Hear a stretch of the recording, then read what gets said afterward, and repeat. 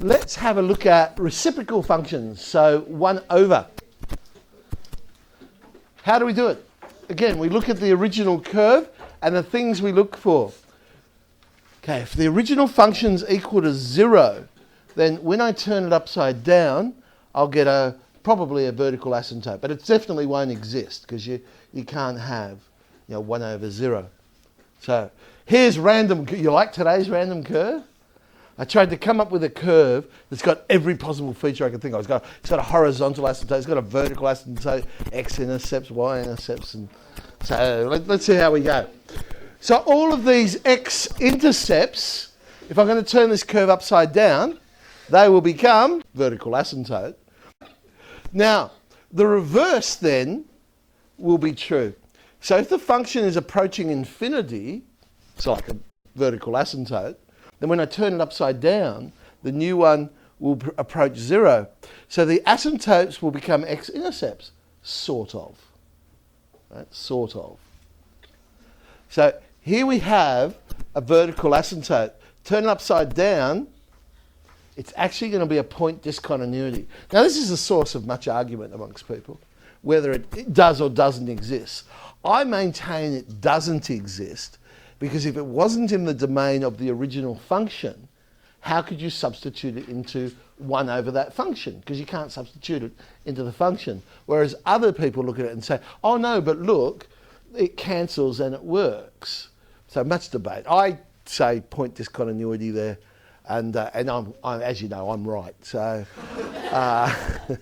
so we'll put a point discontinuity. It's why we have the reciprocal ratios in trig. And that's what I use as my evidence for this, because 1 over tan x, let's say. If I was to draw 1 over tan x, now we know cot x or cotan x does have x-intercepts. But I would say 1 over tan x doesn't. It has point discontinuities there. That's why we have the cotan function. It's a different function to 1 over tan x. Don't get too hung up on that, but just think about what I've just said, that our original graph has an x-intercept, it will become a vertical asymptote. The original vertical asymptote will become an x-intercept, sort of. And we'll put a point discontinuity there. Now, 1's a good point to turn upside down, because of course if you turn 1 upside down, you get, So on these sorts of graphs where they're asking you to do a reciprocal graph, hopefully they've given you some sort of scale so you know where 1 is. So you're right. And of course, when you turn -1 upside down, you get -1. So they will exist. Now, honestly, trust me, that's going down to -1 there, that turning point. Might not look like it, but it really is. That's really at -1 there. All right, so we know those points.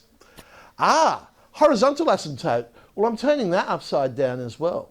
But you'll notice the value of the original horizontal asymptote is less than 1. Well, if I turn a number less than 1 upside down, I'm going to get a number bigger than 1. So my horizontal asymptote will become somewhere bigger than 1. I mean, I suppose I could read off the scale and try and get it accurate, but it is a rough sketch. I'm just saying, okay, that horizontal asymptote will be above 1. Okay. Now, when the original graph is increasing, the reciprocal will end up decreasing, and vice versa. Okay. And the sign doesn't change. You turn something positive upside down, it's still going to be positive, and turn something negative upside down, it's still going to be negative. So what does all that mean? Okay, now I'm just showing it again. That is where the curve goes. How do I know this? I have a look at the original graph, and again I'm using 1 as the reference point. My curve is in between 1 and the asymptote. So when I turn it upside down, it's still going to be in between 1 and the asymptote, but something smaller than 1 when I turn it upside down will be bigger than 1.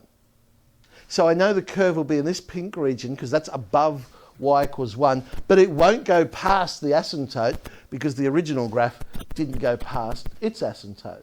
So I know it's in that area there.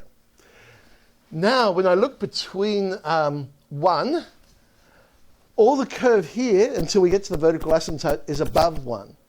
Therefore, my new graph, when I turn upside down, will be below 1. So I know it's in that area there.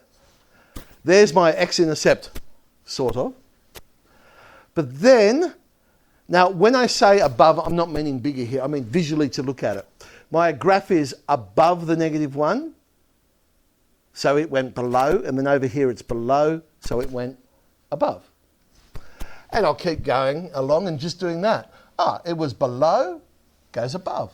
Above goes below. Below goes above. And I'm now in this section. Above goes below. And then finally over here, it's below 1 but doesn't go past the asymptote. So this one must be above and doesn't go past the asymptote. So that tells me where it is. Now, given that, plus the knowledge we know it bends towards the asymptote, part of the curve, I now know what it's going to look like. I mean, look at the top right-hand corner. I think it's kind of obvious what's going to happen there. We're going to get that typical hyperbola type shape. Over here, I know it's going to touch that point. It's going to bend to both of these asymptotes. So I'm going to have some upside down U shape. Not actually a parabola, because obviously x squared has to be a quadratic to be an actual parabola, but that sort of U shape. Well, let's have a look at some other ideas. Here's an interesting thing.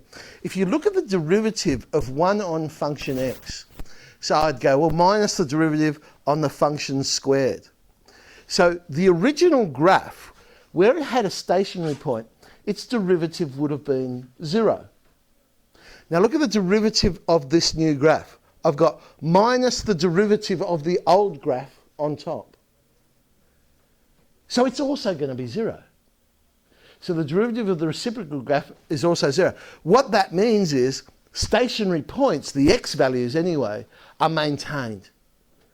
So where there was a stationary point, there will still be a stationary point at that x value. Yes, the y value might change, of course, but at that x value, there will still be a stationary point. So I know that at this x value, down here somewhere, there'll be a turning point. But this one was a maximum, so when I turn it upside down, it'll become a minimum. Over here, this one's a minimum. When I turn it upside down, it'll become a maximum. I think that's enough to draw it in, is it? Oh yeah, I'll just plot those points in. There's the stationary point. Whoop, whoop. Yeah, whoa. Y equals 1 on function x. So there's our red graph using all that information. We find our reciprocal. We okay with that? Yep. Get rid of the pink bits. Okay, so there's the rough idea behind how to do reciprocals.